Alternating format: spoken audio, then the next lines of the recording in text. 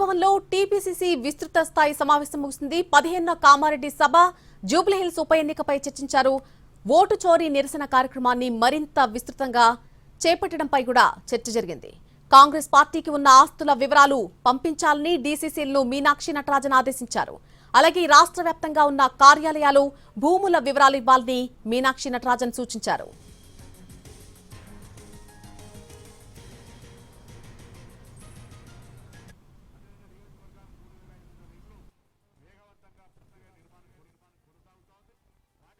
Payments కూడా ఎక్కడ కూడా జాప్యం లేకుండా ఇవ్వబడతా ఉన్నాయి.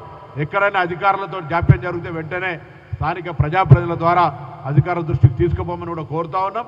దాంతో పాటుగా ఇలా సన్నబియ్యం అనేటువంటిది కళలో ఊహించినటువంటి అంశం ప్రజలందరూ కూడా కాంగ్రెస్ పార్టీని నిండు మనసుతో ఆశీర్వదిస్తున్న విషయాన్ని కూడా పార్టీలో అంతర్గతంగా డిస్కషన్లో వచ్చినాయి.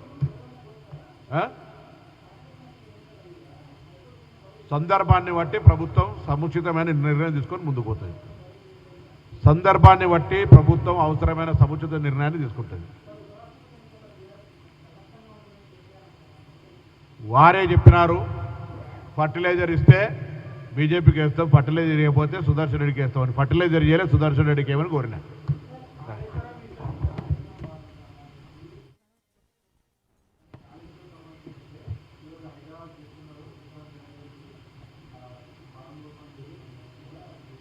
నేను ఆ జిల్లాకు సంబంధించిన బిడ్డను.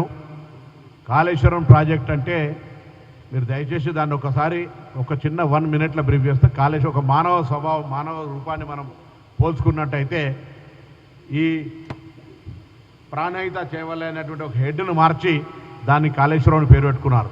కానీ ఎల్లంపల్లి అనేది ఒక గుండకాయ. ఎల్లంపల్లికే ఈరోజు వరద కాలువ కావచ్చు, శ్రీరామ్ సాగర్ నీళ్లు కూడా వస్తూ ఉన్నాయి.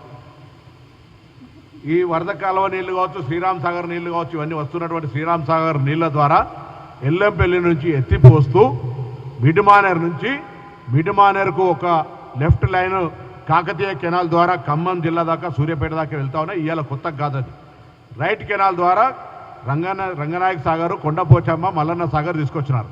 ఇలా మల్లన్న సాగర్ నుంచి పేస్టు ఇది ఇలా ప్రణాళిక చేసింది కాదు, ఇలా కొత్తగా. నేను పార్లమెంట్ సభ్యుడిగా 2009లో ఉన్ననాడే 10 టీఎంసీల వాటర్ గోదావరి నుంచి హైదరాబాద్ తీసుకొని వచ్చినాం.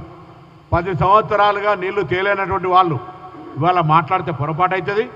ఆనాడు కృష్ణా ఫేజ్ 1, ఫేజ్ 2, ఫేజ్ 3 తీసుకొచ్చినా, మంజీరా వాటర్ తీసుకొచ్చినా, హిమాయత్ సాగర్, నిజాం సాగర్ నీళ్లు తీసుకొచ్చినా హైదరాబాద్కు. ఇవాళ మళ్ళీ గోదావరి ఫేజ్ 2 ద్వారా హైదరాబాద్ ప్రజల దాహార్తి తీర్చడానికి తీసుకుంటున్న నిర్ణయం. దీన్ని కూడా రాజకీయపరమైన విమర్శలు చేస్తే వాళ్ళ కర్మ. ఆనాడు కూడా మేము తెచ్చిన నీళ్లను నెత్తి మీద చల్లుకొని మున్సిపల్ ఎన్నికల ప్రచారం చేసుకున్నారు. ఆ ప్రాజెక్టు అంకురార్పణ, ఆ ప్రాజెక్టు ఎగ్జిక్యూషన్, ఆ ప్రాజెక్టు నిర్మాణం పూర్తి అయింది కాంగ్రెస్ హయాంలో అనేటువంటి మాట ఈ సందర్భంగా మనవి చేస్తున్నాం. ఆనాడు అంబేద్కర్ సుజల స్రవంతి పేరు మీద ఆ కార్యక్రమం తీసుకొని మేము ప్రాణహిత చేవెళ్ల పేరు మీద నిర్ణయిస్తే, మీరు అక్కడ ఉండబడేటువంటి తమ్మిడిహట్టిని మార్చి, అంటే తలను పేరు మార్చి సుందిల్లా, అదేవిధంగా మేడిగడ్డ, అన్నారం ప్రాజెక్టుల పేరు మీద మీరు తీసుకున్న ప్రాజెక్టులను వాడకుండా, అక్కడ నీళ్లను ఒక చుక్క ఎత్తిపోయకుండా ఎల్లంపల్లిలో వస్తున్నటువంటి నీళ్ల ద్వారానే ప్రణాళికాబద్ధంగా తీసుకొని ముందుకు వచ్చి ఇవాళ ఇంత పెద్ద ఎత్తున సాగు, ఇరిగేషన్, పంటల పంపిణీతో పాటుగా హైదరాబాద్ దహార్తిని తీర్చడానికి ఫేజ్ 1 నిరాటంకంగా ఇస్తూ మళ్ళీ భవిష్యత్తులో ఈ యొక్క 20 టీఎంసీకి సంబంధించిన ప్లానింగ్ తీసుకొని ఇవాళ శంకుస్థాపన చేస్తాను.